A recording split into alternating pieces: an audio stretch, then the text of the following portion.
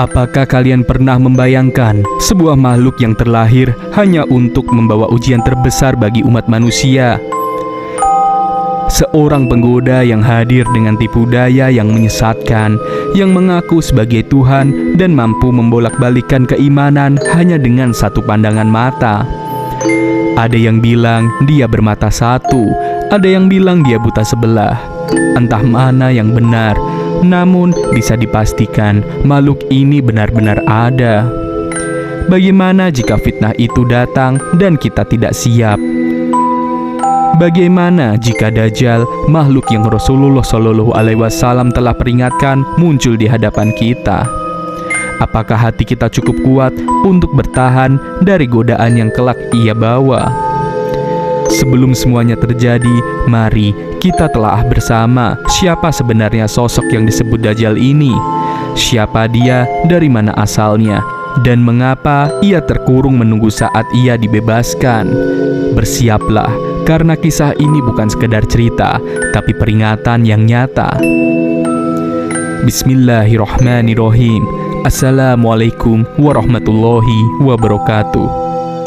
Segala puji bagi Allah Tuhan semesta alam yang telah menciptakan kita dan memberikan petunjuk melalui Rasul-Nya.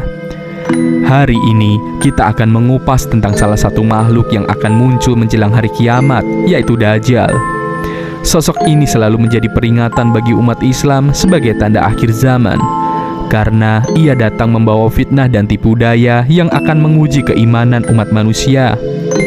Dalam narasi ini, kita akan melihat gambaran sejarah tentang kelahiran Dajjal berdasarkan hadis dan literatur yang dapat dipercaya. Dajjal merupakan sosok yang tidak biasa dalam sejarah Islam. Dia bukan sekedar manusia biasa, tetapi makhluk Allah Subhanahu wa Ta'ala yang diciptakan sebagai salah satu tanda besar menjelang hari kiamat. Dalam hadis yang diriwayatkan oleh Imam Muslim, Rasulullah Shallallahu Alaihi Wasallam menyebutkan bahwa Dajjal adalah si mata satu yang akan datang dengan fitnah besar dan akan mengaku sebagai Tuhan. Keberadaannya dijelaskan dalam banyak hadis Nabi Muhammad Shallallahu Alaihi Wasallam yang menggambarkan betapa besar dampak fitnah yang akan dibawa oleh Dajjal. Salah satu hadis yang mengkondisikan keberadaan Dajjal sejak lama adalah hadis tentang Tamim Ad-Dari, seorang sahabat Nabi yang mengalami peristiwa luar biasa ketika melakukan perjalanan ke laut. Diriwayatkan bahwa Tamim Ad-Dari dan kelompoknya terdampar di sebuah pulau yang misterius. Di sana mereka bertemu dengan makhluk aneh yang disebut dengan Jasasah. Makhluk itu kemudian menunjukkan mereka ke arah seorang pria yang terikat di sebuah biara. Pria ini dengan tampilan yang besar dan fisik yang kuat mengaku sebagai Dajjal dan mengatakan bahwa ia masih terkurung, tetapi akan dibebaskan di akhir zaman untuk menjalankan misinya. Meskipun detail tentang kelahirannya tidak dijelaskan dalam Al-Quran, sebagian ulama mengemukakan pendapat berdasarkan hadis dan atsar bahwa Dajjal adalah manusia yang diciptakan dengan sifat dan kekuatan khusus yang berbeda. Ada pandangan yang menyatakan bahwa Dajjal adalah makhluk yang lahir dari campur tangan iblis dan manusia, menjadikannya memiliki sifat fisik dan kekuatan yang tidak lazim. Banyak riwayat menyebut bahwa Dajjal lahir dengan tanda-tanda khusus. Di antaranya adalah cacat pada salah satu matanya yang buta. Diriwayatkan dalam beberapa hadis bahwa Dajjal memiliki mata kiri yang buta dan menonjol seperti anggur busuk, sementara mata kanannya bersinar tajam. Ini merupakan simbol ketidakseimbangan yang melambangkan kefasikan dan kekejian yang akan dibawanya di akhir zaman. Setelah kelahirannya, Dajjal tidak hidup di tengah-tengah manusia. Berdasarkan riwayat-riwayat, Dajjal diyakini hidup terisolasi di suatu tempat yang tidak dapat dijangkau manusia biasa, yang disebut dalam beberapa literatur sebagai pulau yang tersembunyi. Pulau tersebut dipenuhi misteri dan dijaga oleh makhluk yang dikenal sebagai Jasasah. Hadis Tamim Ad-Dari menjadi salah satu kisah yang memberikan gambaran tentang keberadaan Dajjal di pulau tersebut. Rasulullah Shallallahu Alaihi Wasallam telah mendengar kisah ini dari Tamim, mengumpulkan para sahabatnya dan menceritakan kembali kejadian tersebut. Beliau mengatakan bahwa Dajjal memang terkurung di suatu tempat hingga waktu yang telah ditetapkan Allah Subhanahu wa Ta'ala. Para ulama berpendapat bahwa tempat terkurungnya Dajjal adalah suatu wilayah yang berada di luar jangkauan manusia biasa. Allah menahan Dajjal di sana agar ia tidak mendatangkan fitnah sebelum waktunya. Dajjal akan tetap terkurung hingga ia dibebaskan di akhir zaman untuk melaksanakan misinya yang telah ditetapkan. Sebagaimana yang dijelaskan dalam hadis-hadis sahih, tujuan utama munculnya Dajjal adalah untuk menguji keimanan umat manusia. Dajjal akan muncul di tengah-tengah kekacauan dunia pada saat umat manusia berada dalam keadaan lemahnya iman dan moralitas. Ia akan mengklaim dirinya sebagai Tuhan dan memperlihatkan berbagai macam keajaiban untuk menipu umat manusia.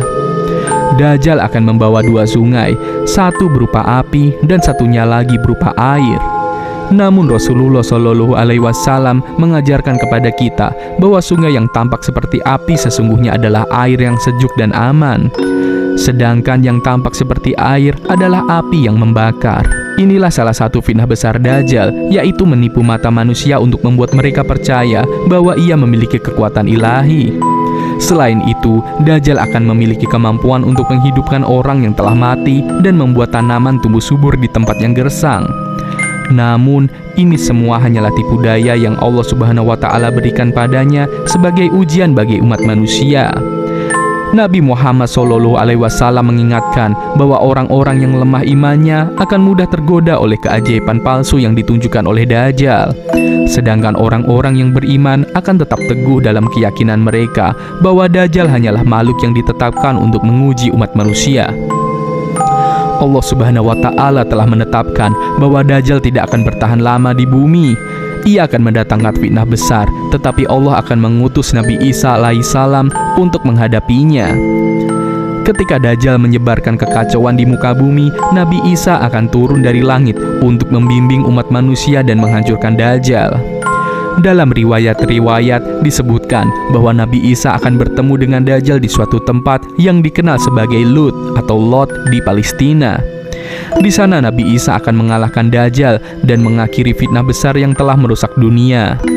Setelah Dajjal dikalahkan, Nabi Isa akan memimpin umat manusia dalam perdamaian dan ketenangan, membawa mereka kembali ke jalan Allah Subhanahu wa Ta'ala.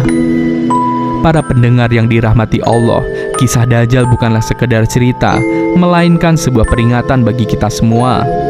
Kehadiran Dajjal di akhir zaman adalah ujian besar yang akan mengguncang iman dan keyakinan kita.